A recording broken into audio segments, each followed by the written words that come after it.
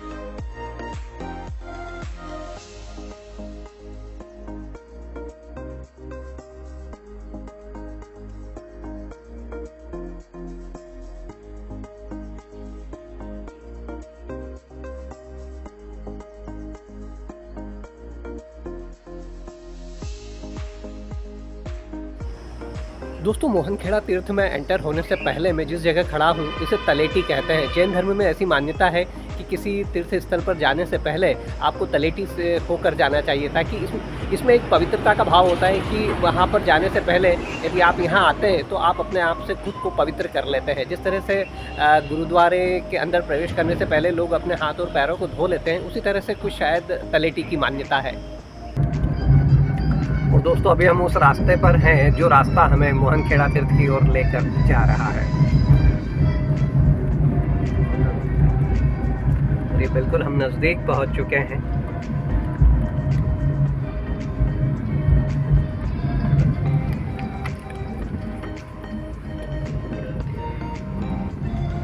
Car के अंदर से मैं आपको दिखा रहा हूँ कि किस तरह से अभी फ़िलहाल यहाँ मंदिर निर्माण का कार्य चल रहा है। अनवरत यहाँ चलता रहता है चीज़ें। यहाँ एक बड़ी भोजनशाला है, यहाँ पर एक बड़ी धर्मशाला है, करीब 1000 लोग ठहर सकें इस तरह की।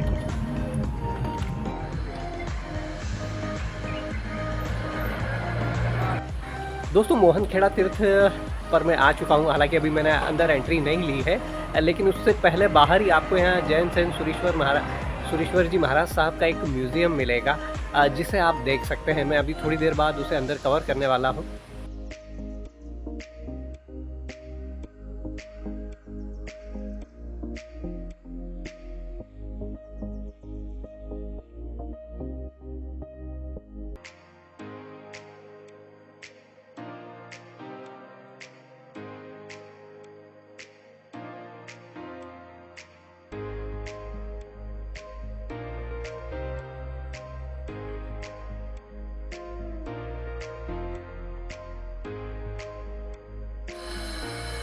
दोस्तों यदि आप मोहन खेड़ा आते हैं तो जैन सेन सुरेश्वर जी महाराज साहब के म्यूज़ियम में ज़रूर आइए। ये जो म्यूज़ियम है इसमें ये पूरा स्वास्तिक के आकार में डिज़ाइन है और इसमें 9 खंड बटे हुए हैं। इसमें आपको तीर्थ दर्शन खंड मिलेगा, साथ ही इसमें नौकार दर्शन खंड मिलेगा, साध्वी दर्शन खंड होगा, इसी के साथ एक साधु दर्शन खंड होगा। इस तरह से पूरे 9 खंड है। 9 खंड में ये पूरी तरह से म्यूज़ियम डिवाइड है। आप क्योंकि अंदर फिल्मिंग प्रतिबंधित है, मोबाइल जो आपका है वो अंदर प्रतिबंधित है, इसलिए मैं आपको अंदर से दिखा नहीं पा रहा हूँ। लेकिन यदि आप अपनी मोहन खेड़ा की यात्रा पर आते हैं तो एक बार विज़िट यहाँ पर ज़रूर करिएगा। आपको इसे देखकर आनंद की अनुभूति होगी।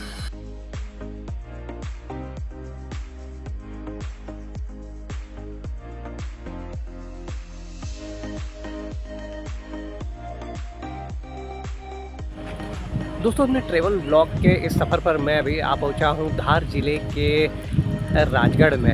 राजगढ़ में जो जैन तीर्थ है मोहन खेड़ा, फिलहाल मैं उस पवित्र भूमि पर खड़ा हुआ हूं। मोहनखेड़ा की स्थापना 1884 में राजेंद्र सूरीश्वर जी महाराज साहब ने की थी।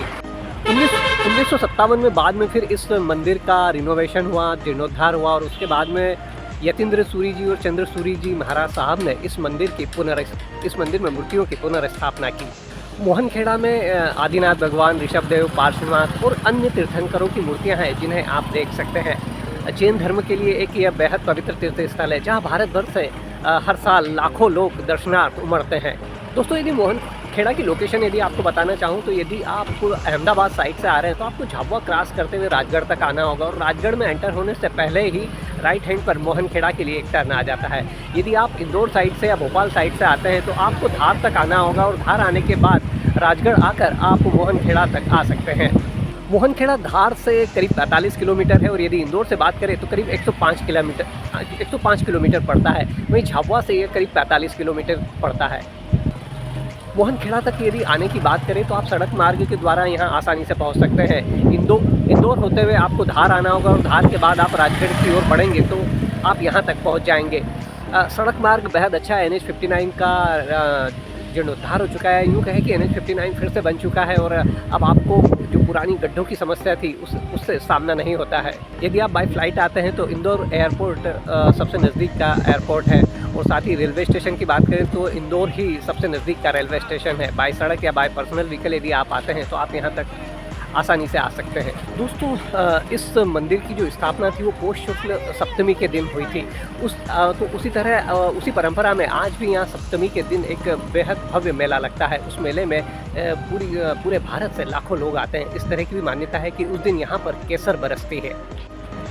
इसके अलावा यहाँ कार्तिक पूर्णिमा और चैत्र पूर्णिमा को भी काफ़ी बड़े आयोजन होते हैं जिसमें हजारों लाखों श्रद्धालु पूरे देश से उमड़ते हैं। दोस्तों, यदि आप मध्य प्रदेश की जर्नी पर हैं और उसमें यदि इंदौर तक आ चुके हैं तो इंदौर के आसपास भी काफ़ी सारी ऐसी जगह है जहां आपको ज़रूर विज़िट करना चाहिए। उसी में से एक है धार जिले के पास में राजगढ़ स्थित मोहनखेड़ा। मोहनखेड़ा वैसे तो जैन धर्म का एक पवित्र तीर्थ स्थल है, लेकिन मोहनखेड़ा में जैन धर्म के अलावा भी बाकी सारे समाज के लोग भी बड़ी श्रद्धा से यहाँ पर इन मंदिरों को विज़िट करते हैं। यदि यहाँ रुकने की बात हो तो राजगढ़ में आपको हालांकि थोड़े छोटे होटल और लॉज हैं लेकिन वो मिल जाएंगे। इसी के साथ में मोहनखेड़ा में एक काफ़ी बड़ी धर्मशाला है जहाँ पर आप ठहर सकते हैं। साथ ही यहाँ पर भोजनशाला है जहाँ पर आप बेहद अच्छी क्वालिटी का प्रसादी के रूप में भोजन प्राप्त कर सकते हैं। मोहनखेड़ा में इसी के साथ एक नेत्र चिकित्सालय और ट्रस्ट के द्वारा ही संचालित एक गुरुकुल भी यहाँ संचालित किया जा रहा है जिसमें जो छात्र हैं वो विद्या अध्ययन करते हैं।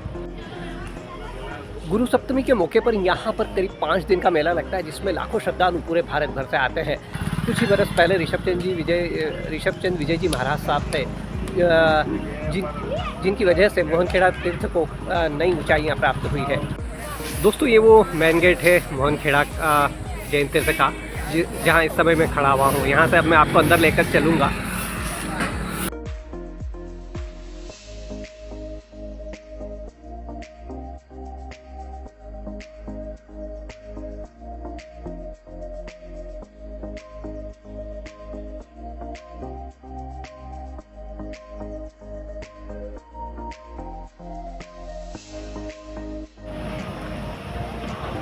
दोस्तों, मोहनखेड़ा में स्वर्ण मंदिर का निर्माण चल रहा है, लेकिन मोहनखेड़ा के साथ ये एक चीज़ है, शायद जैन धर्म की परिपाटी इस चीज़ की इजाज़त नहीं देती कि यहाँ फिल्मिंग या वीडियोग्राफी या जो मोबाइल है यहाँ पर पूरी तरह से प्रतिबंधित रहता है, जिसके चलते मैं आपको अंदर की कुछ भी चीज़ें नहीं दिखा पा रहा हूँ। लेकिन यहाँ पर दर्शन कोई भी कर सकता है। यदि आप धार आते हो, धार के बाद यदि आप मोहनखेड़ा तक आ जाते हैं तो आपको दर्शन पर किसी भी तरह का कोई प्रतिबंध नहीं है। साथ ही यदि यहाँ पर आप धार्मिक भावना के साथ आते हैं तो यहाँ के जो मैनेजिंग ट्रस्टी है सुजानमल जी मेहता, उनका कहना है कि आप यदि केवल भटकने के लिए आ रहे हैं तो शायद यहाँ पे हमारे लिए आपको सुविधा देना मुश्किल है, लेकिन यदि आप पूरे धार्मिक भाव के साथ यहाँ पर आते हैं तो आप यहाँ की धर्मशाला में ठहर भी सकते हैं। साथ ही यहाँ पर जो भोजनशाला है उसमें आप प्रसादी के रूप में खाना भी प्राप्त कर सकते हैं। तो राजगढ़ और मोहनखेड़ा से मेरी कुछ पुरानी यादें जुड़ी हुई है। 1960 से 64 के बीच में यहाँ जो मेरे फादर थे उन्होंने अपना समय बिताया। साथ ही यहाँ से करीब 7 किलोमीटर दूर रिंगरोड करके एक छोटा सा कस्बा है जहाँ मेरे बचपन के 5 साल बीते हैं। हालांकि उन सब चीज़ों की मुझे ज़्यादा यादें तो नहीं है, लेकिन फिर भी कुछ धुंधली सी यादें मेरे दिल दिमाग और जहन में आज भी चलती रहती है।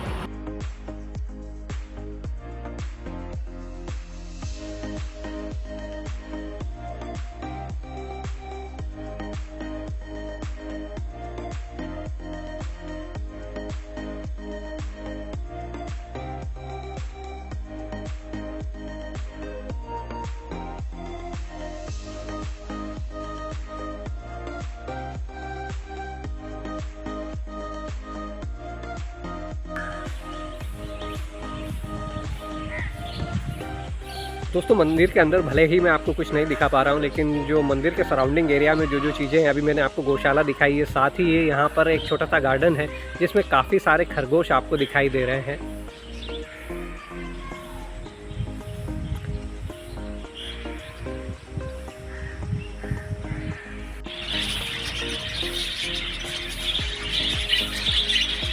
यहाँ काफ़ी सारे पक्षी हैं जिनका कोलाहल आपको सुनाई दे रहा होगा। जैन धर्म की भावना के अनुसार इन सब चीज़ों को देखकर आपको काफ़ी आत्मिक शांति मिलती है।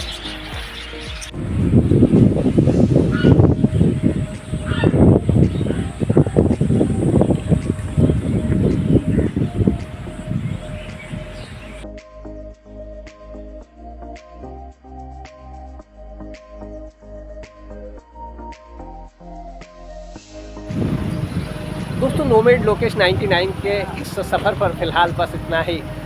क्योंकि मोहनखेड़ा में फिल्मिंग और मोबाइल पूरी तरह से प्रतिबंधित है, इसलिए मैं आपको बेहद कम चीज़ें दिखा पाया हूँ, लेकिन उसके बावजूद मैंने कोशिश की है कि इसका जो आउटर एरिया है वो आपको पूरी तरह से दिखा सकूँ। उम्मीद करता हूँ कि मेरा ये एपिसोड आपको पसंद आया होगा। यदि आपको मेरा एपिसोड पसंद आया हो तो प्लीज़ इसे लाइक और शेयर करना मत भूलिएगा। और साथ ही यदि अभी तक आप मेरे चैनल नोमैड लोकेश 99 पर सब्सक्राइब नहीं है, प्लीज़ इसे सब्सक्राइब कर लीजिएगा, क्योंकि अगले कुछ सालों में पूरे वर्ल्ड को नापने की तमन्ना है। इस सफ़र में यदि आपका साथ रहा तो ये सफ़र बेहद मज़ेदार रहेगा। और दोस्तों फिलहाल जो मेरे बगल में दिखाई दे रहे हैं ये मेरे पुराने मित्र हैं प्रमोद जी।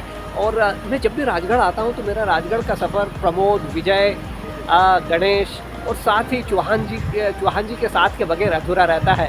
विजय अभी फ़िलहाल गाड़ी में बैठे हैं, मैं उनसे कह रहा हूँ कि यार आओ एक लास्ट विजिट हो जाए, लास्ट क्लिप हो जाए आपके साथ, लेकिन वो आना नहीं चाह रहे। लेकिन चलिए कोई दिक्कत नहीं, लेकिन प्रमोद मेरे साथ हैं अपनी ट्रेवल जर्नी पर, फिर किसी नए डेस्टिनेशन पर। तब तक के लिए अपना खास ख्याल रखिएगा। गुड बाय, गुड नाइट, शब्बा खैर।